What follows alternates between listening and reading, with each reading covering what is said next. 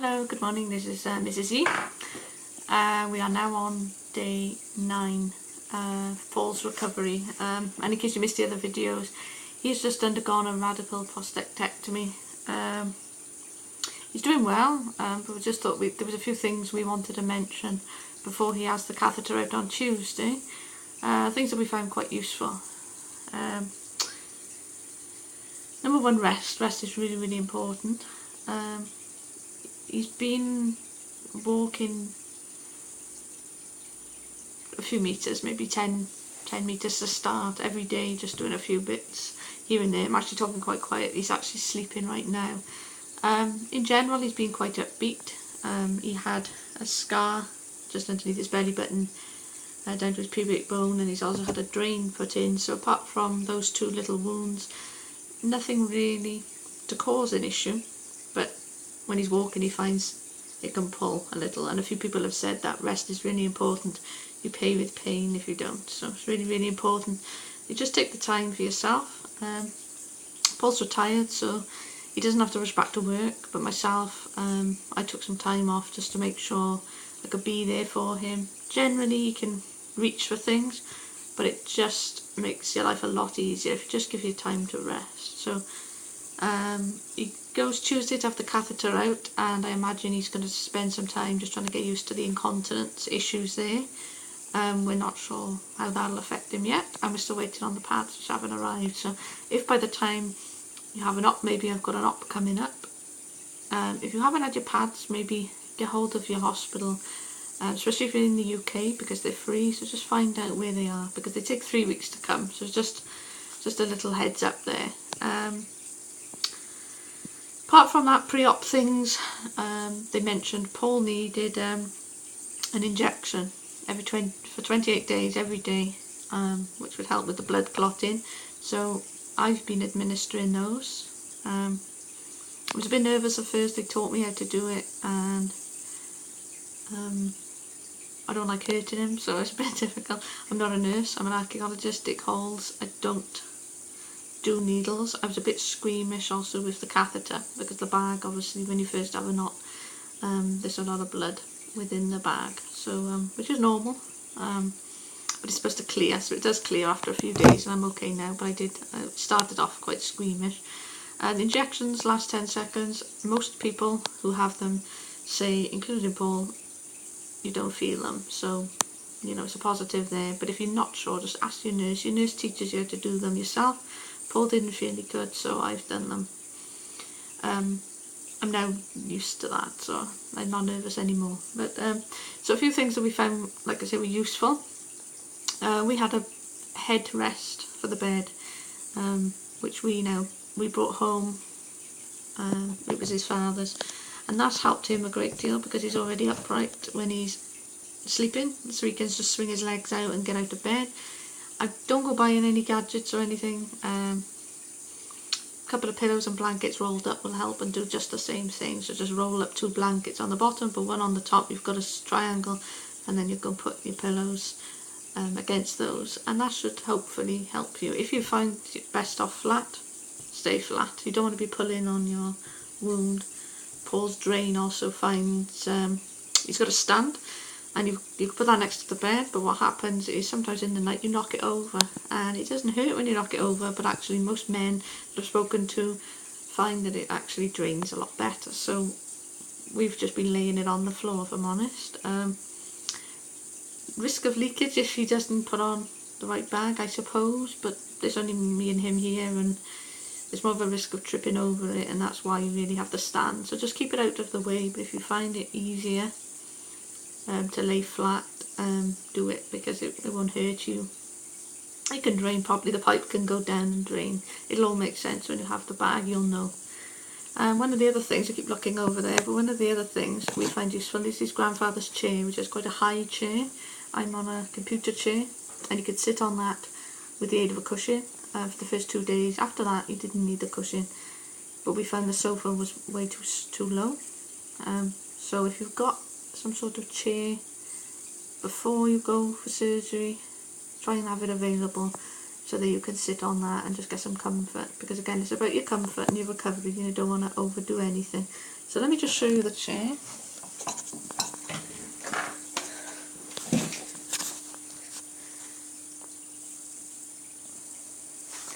So this is the type of chair, you know, just a wooden chair there.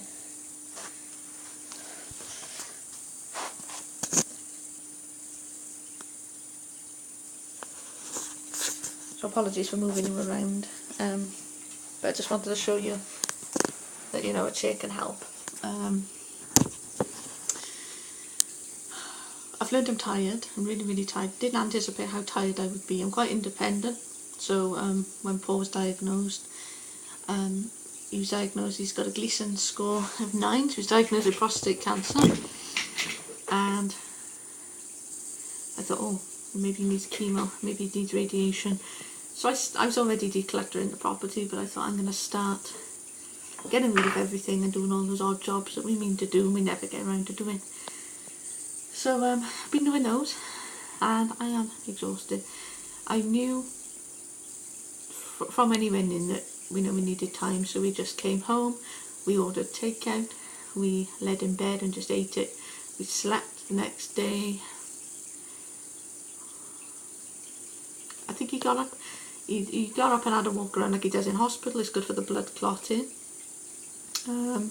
Had a wash, which he did himself. So, you know, he was up and about, but we just took the time, just, you know, recuperating a bit, you know. But that just helped us, giving us those couple of days, really did help.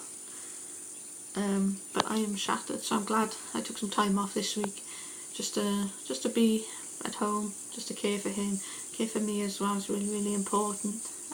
Tuesday now, with the catheter going out, we'll be going back up to hospital, so we're hopefully just trying to work out how to get the pads.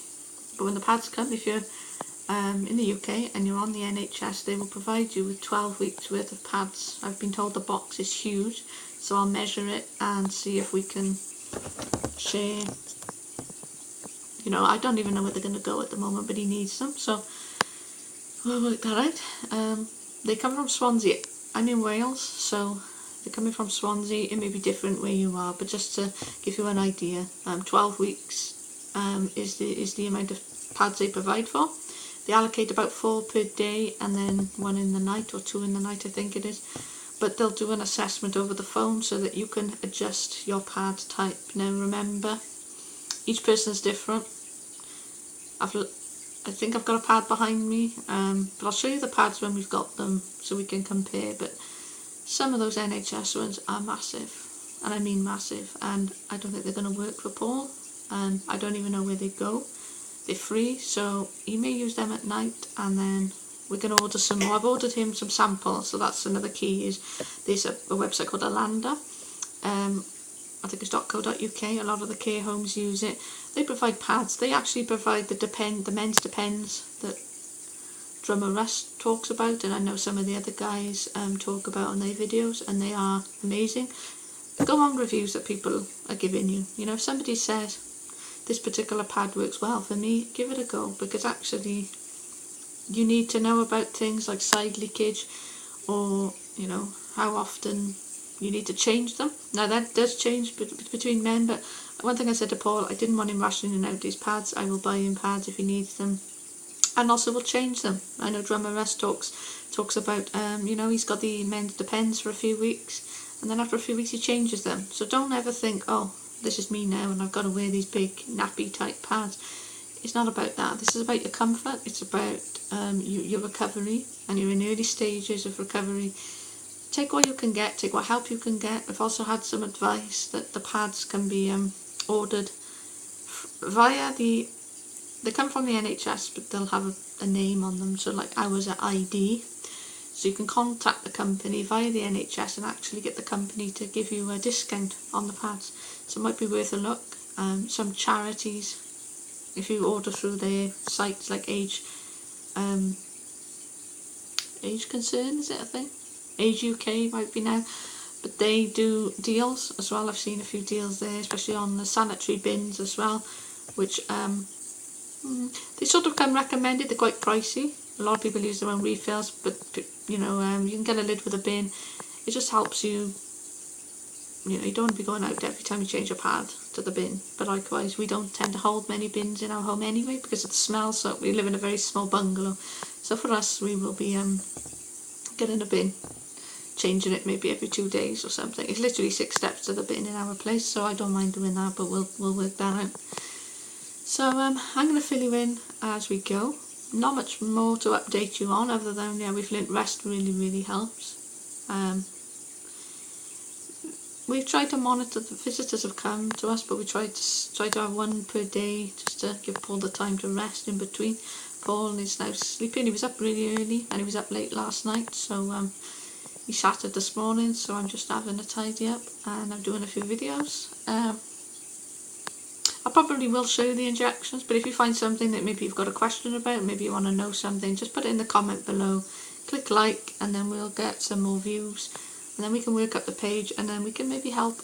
I'm not that great with technology, I'll be honest, so hopefully this will get better. But yeah, we just thought, these videos helped us, I know, a great deal. There's a lot of literature out there, and actually to be able to just click a video and say, right, what's this person saying, what's that person saying, it helps. I don't know if I mentioned Paul had the open surgery, so his recovery, they said, was about 2 weeks, with about 4 weeks sort of on the end, so just to take it really easy.